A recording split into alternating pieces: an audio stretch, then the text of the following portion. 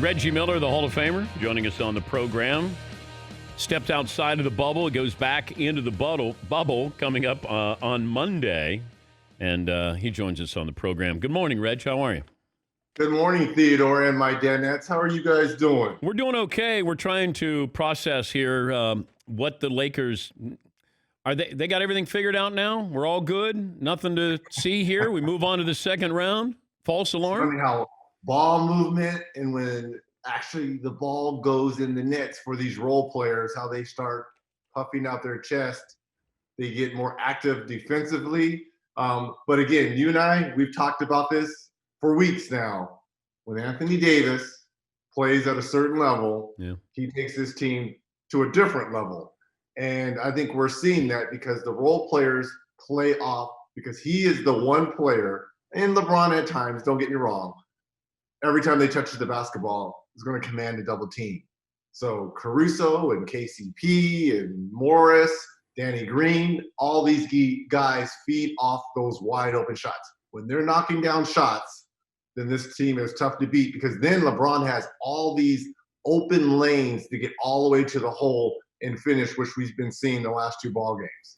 And Portland, we talked about this. I didn't know if they would come in on an emotional high, which I think they did in that first game, but now it looks like they're on fumes. They're spent a little bit. Yeah, they're running out of gas. And unless Dame and CJ has a big game, because to me, I've always thought the Blazers have a better supporting cast in terms of Nurkic, Whiteside, Carmelo. Carmelo's had moments, during the restart. To me, I think they have a better supporting cast, but they have spent so much energy just to get that 8th seed and then, that playing scenario with Memphis. Dame has been unbelievable. He was the bubble MVP, don't get me wrong, but you're right. I think right now, unless he has a huge game, this series is arguably over. The Clippers' game plan for tonight against Luka is what, or should be what? Luka is going to be Luka, and Luka is going to get his numbers. I think it's almost like with Anthony Davis, you've got to stop everyone else. It's the Hardaway, Trey Burks, Seth Curry. Those guys are the ones who are really beating you. I mean, they did this, granted, a phenomenal shot by Luka, unbelievable triple-double by him, but it's those other guys, when he penetrates and collapses the defense and finding those spot-up threes in the corners. To me, that's what's hurting the Clippers. And again, they've got to get – I know this is like a broken record. Where's Paul George? I know.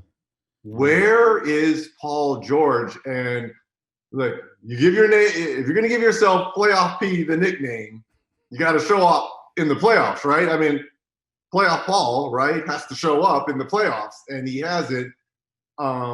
Lou Williams has been good. Kawhi has been fantastic. But that second piece has to be Paul George. Was Luka's shot a good shot, though, Reg? No. No, it wasn't. And it wasn't a lucky shot, too, because he shoots that all the time. But it was a bad shot made by a great player. And I've attempted and made a lot of those bad shots because he practices those. And I think he'll get better in time. But if you're Reggie Jackson, who was switched out on him, because if you look at the play, Kawhi initially started on him, and it was a down screen. And what you're supposed to do is switch like for like, size for size, which they did. But if you're Reggie Jackson, you will live with a step back, what was it, 35, 40-footer? You'll live with that. Who created the step back? I have no idea, but it was probably my best go-to move. I adopted it from Kiki Vandeweghe, learned it at UCLA. We worked on this shot, I am not kidding you, 2 to 3 hours a day. So he showed me how to step back left, step back right. Now, in today's game, those guys take it James Harden takes it to a different level with the steps. I wish I could have done that. Ours was a little bit more traditional, couple of dribbles, and just creating that separation. Luka is phenomenal because he has that great handle and flow to it. But it was an unbelievable shot. It was a bad shot, but made by a great player. So that kind of lessens the odds a little bit. And then Kobe borrowed it from you, the step back, right?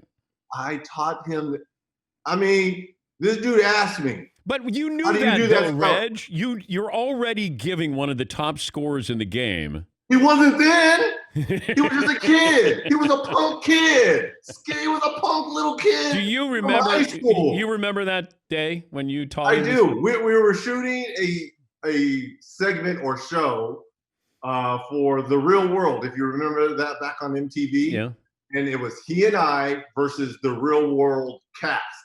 And if we won, they had to do like silly chores. Like, you know, we went to we got a whole bunch of dogs from the shelter, and they had to go wash them and do errands for us, whatever. And we knew we were going to be, so it was us two versus like 10 people.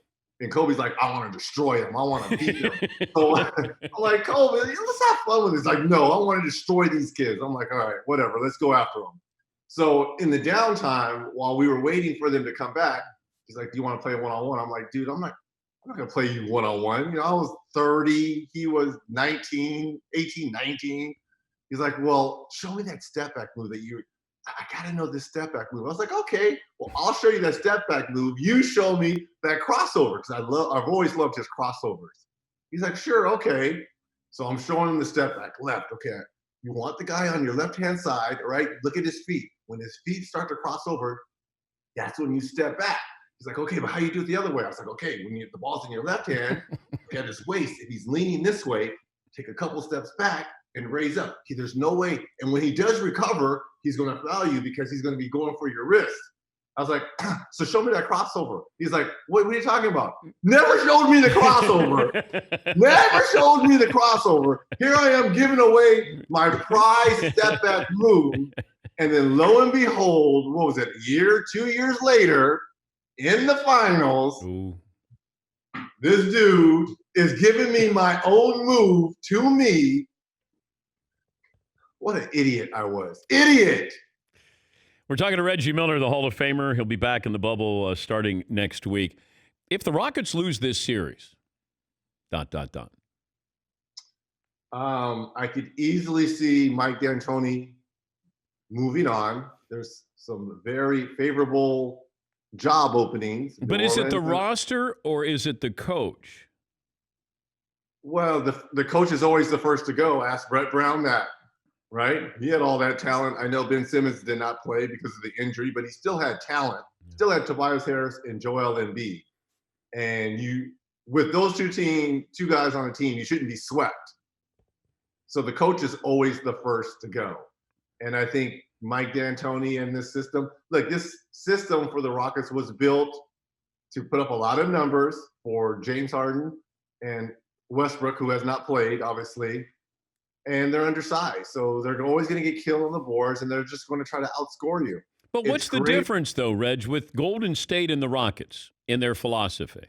They play defense. Golden State plays defense. Okay. Right? They have great shooters, but Draymond Green, and I know Tucker is a defensive-minded guy, and Austin Rivers and all that, but as a whole, those teams played defense. They were top 10 in offense and top 10 in defense during those championship runs. And you got Klay Thompson as well. If you could have the Nets opening, the Pelicans opening, or the 76ers opening as a head coach? I'd probably go with Brooklyn because you have Kyrie and KD. Yeah. Do you think Popovich is actually interested in that, John? Is he interested? Yeah. Well, they're interested in him. Yeah. But could you see Popovich in Brooklyn with Kyrie? I could, because I think they have a relationship from Team USA. Yeah. And I think they're probably kind of looking at a guy that's won championships. I know Ty Lue's name is in the mix. I hope my man Mark Jackson's name is being floated around for some of these gigs as well. All three spots are very desirable. New Orleans with a very young nucleus. The only question mark, in my opinion, is Zion and how he's going to come back. When does the season start again? First of all, next season. and is he going to come back in shape? And how many games can we get out of him? But what about Lonzo Ball, Reg? I don't know. Now I'm hearing that maybe they're going to try to trade him. I thought that this was the perfect place for him. It was, and I still think it is. I think he had a bad run. I really do. I think he has potential. Everyone keeps saying he's going to be an all-star type player. I don't think he's going to be an all-star type player, but I think he could be a very solid contributor because of his skill set, his size, being able to run the floor. It's just the shooting. The shooting that's failed him before the stoppage and the restart. He was shooting the ball fantastic. I don't know if the layoff affected him, but for whatever reason was not able to find that shot. But New Orleans, Philly, Brooklyn, Chicago. Chicago's another young team. Great city. If you can revive it's cold there, but it's a great city if you can revive that. So there's 4 spots that are very desirable if you're a head coach. Most watchable team in the East: Bucks, Raptors, Celtics, Heat. I would probably go with, that could be your final 4 too, which would be awesome. I would go, Miami's fun to watch. I agree. Because they are casting a lot of threes. Duncan Robinson, Tyler Hero. I like the toughness of Bam Adebayo and obviously Jimmy Butler, well coached. They're a fun team to watch. It's a different style from when you saw them winning championships with LeBron and D Wade. And they're just tough. They're tough defensively. You know what you're going to get with Giannis and that team. Hey, look, Boston and what Tatum and Brown have done in the absence of Gordon Hayward, and Kemba seems to have found his game now. Pick a team, Reg. The most watchable team in the East is? Just because they swept my Pacers, I'm going to go with the Miami Heat. And that's going to be a fun matchup in the second round between Miami and Milwaukee. I picked the Celtics 1, Heat 2, Raptors 3, Bucks 4. I tell you this, I would not be surprised if Toronto ends up winning the East. I think I said that last week. People keep sleeping on them. They're the defending champs for a reason, and they play a certain style, and those guys know one another. So it's not going to surprise me if Toronto wins the East. I think they have the clear advantage over those 4 teams you mentioned because they know how to win in crunch time. And Fred VanVleet has been fantastic in this restart for them. When Bird was your coach in Indiana, did you guys ever have shooting contests? No. I wanted to ask him, but I didn't want to lose to him as well because I knew he could still shoot. Wait, do you think he would have shot? No. That just wasn't his thing. His very first year was probably his 1 year because he was doing a lot of running then. The next 2 years, for whatever reason, he wasn't as active in terms of shooting. Now, he took money from Jonathan Bender, Al Harrington, and the rookies because they were dumb enough not to know. I at least knew Larry Legend, having faced the Celtics and gone against him. These dudes were puppies and were like, oh my God, Larry Legend. Yeah, we'll play horse against you. I'm like, dude, are you serious? And yeah, so he would take money off the rookies. Did you celebrate your birthday yesterday? I did. Nice and quiet. Nice bike ride, solo, and the rest was spent with the family. It's interesting. As you get older and then your wife goes, what do you want for your birthday? Like, I don't know, a nap. Maybe I get to be by myself today or something like that. Well, you got little ones. That was it. My 2 things. I was like, time. Number 1, I want time. Time on the bike. So she gave me time on the bike. And she's like, well, what do you want for your birthday? And I was like, wow, I need underwear. So I got Calvin Klein underwear for my birthday. Let's do this. Are you surprised that Montrezl Harrell didn't get fined by the league after the back and forth? I know a lot of things get said on the floor there, Reg. Yes. But that doesn't mean it's right that a lot of things get said on the floor. And the fact I'm surprised there wasn't a fine. Yeah. You and I kind of talked about this, that maybe even a suspension to send a message. because I always play role reversal. What if Luka had said that to Montrez? Yeah. You know, I like to, role reverse. Everyone would be up in arms if Luka had said that to Montrez. And you're playing on a court that says Black Lives Matter and inclusion and acceptance, right? So Montrez, I know he apologized and Luka accepted it. I get it. But still, the words were said. And I think there should be some type of consequence for that. But I go back to Isaiah Thomas and Dennis Rodman, what they said about Larry Bird. But that's not I guess they were angry because Larry stole the ball and they said if he was a black player, it'd be just another player, I think. And Okay.